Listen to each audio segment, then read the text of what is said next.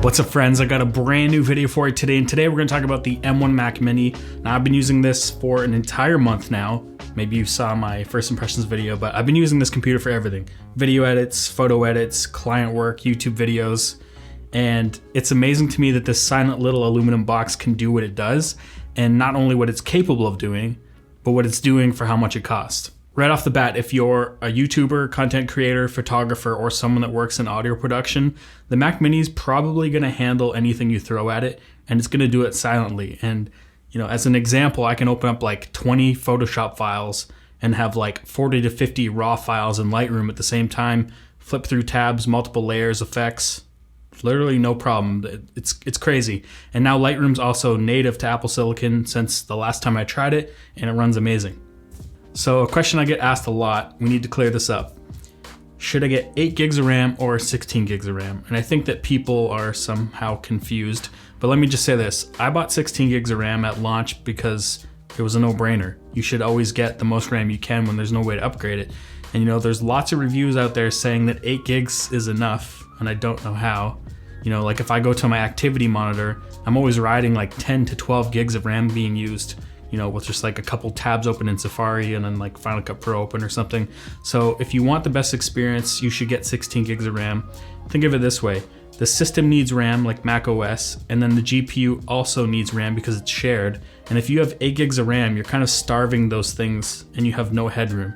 And then it starts swapping with the SSD and then you're getting lower performance. So just get 16 gigs of RAM and you'll thank your future self for making the right choice. So the bad news is that I've actually had some major Bluetooth issues with mine, and that was once I really started using it. My AirPods would lag out and disconnect, my Magic Mouse would disconnect and lag, and I narrowed it down to having a hard drive plugged into the USB-A ports, and this seems to be widespread. It seems like everybody with a Mac Mini is having this issue, and the only way I could get past this random lagging and stuttering was to never plug anything into the USB-A ports. This is not a fix, it's just a compromise. But luckily the Thunderbolt 3 USB 4 ports are on their own separate controllers and you get full speed out of both.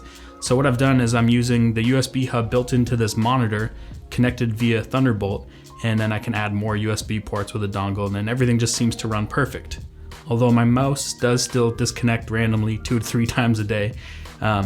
But it's basically solved all the major Bluetooth issues, and I have no idea why Apple released it this way.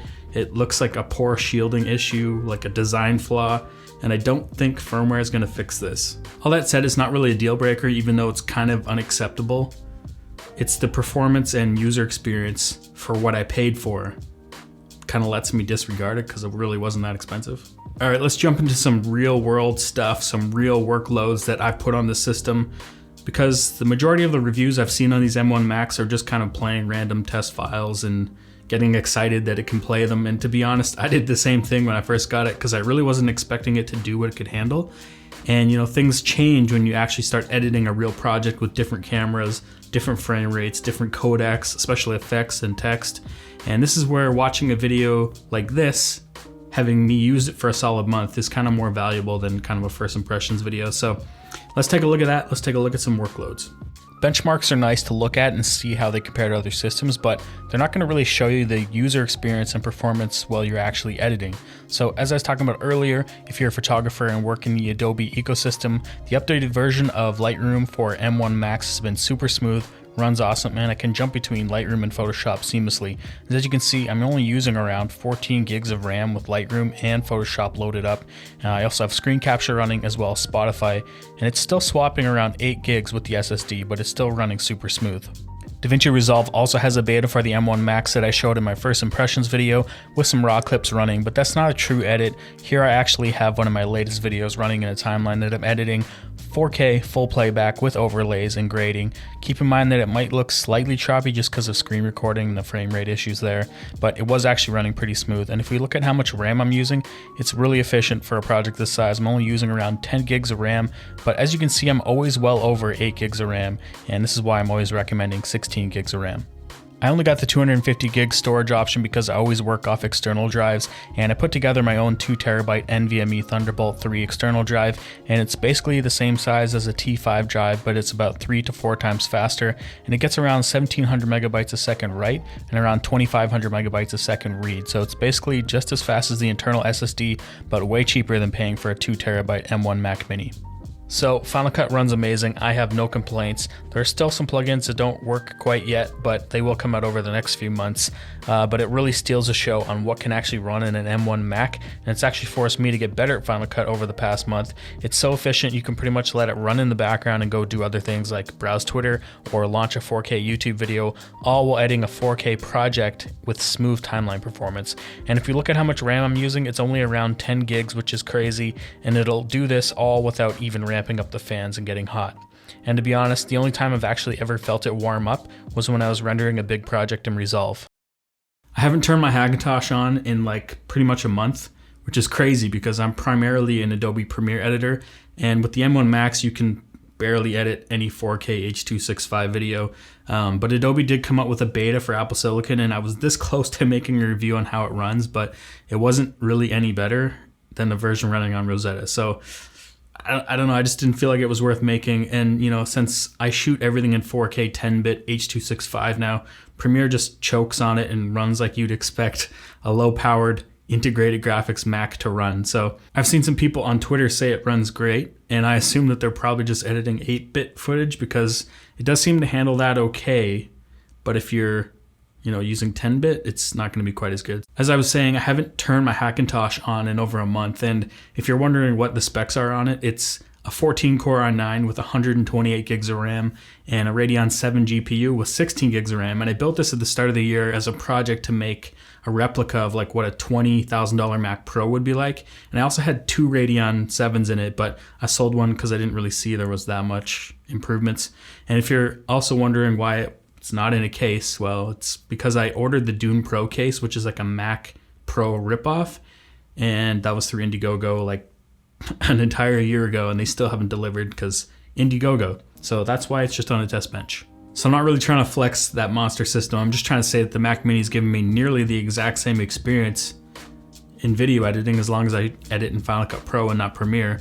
The M1 chip actually decodes H.265 video better than my Hackintosh, and it's smoother. It plays it back smoother. But that said, if you try throwing 8K red raw files onto the Mac Mini, that's where you start to see that it's not that powerful. And I did some tests. I can't really show you because it's from an unreleased project, but the Mac Mini could play back 8K red raw in a 4K timeline with one stream. Not too bad as long as you were in performance mode. But as soon as you added that second stream of 8K video, that's when it decided to, kind of lag out and not run very good, where my Hackintosh could handle like 6 to 7 streams of 8K raw and not have any issues. And that's where, having all the extra cores and more RAM and a beefy dedicated graphics card kind of makes sense.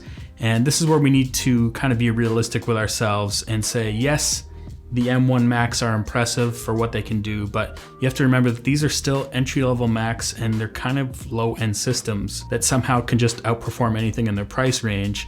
And that's what's exciting and kind of confusing. If you do high-end video work, I'm talking like high-resolution, raw video, feature films, lots of effects, multicam timelines, I'd actually say stay away from the Mac Mini, even though there's lots of reviews out there showing 8 gig Mac Minis running 8K, 6K raw. Real edits, real timelines are a different story. But if you're a content creator editing 4K YouTube videos, or a professional photographer, or an audio engineer, I think the Mac Mini will actually hold up pretty well for what you're doing.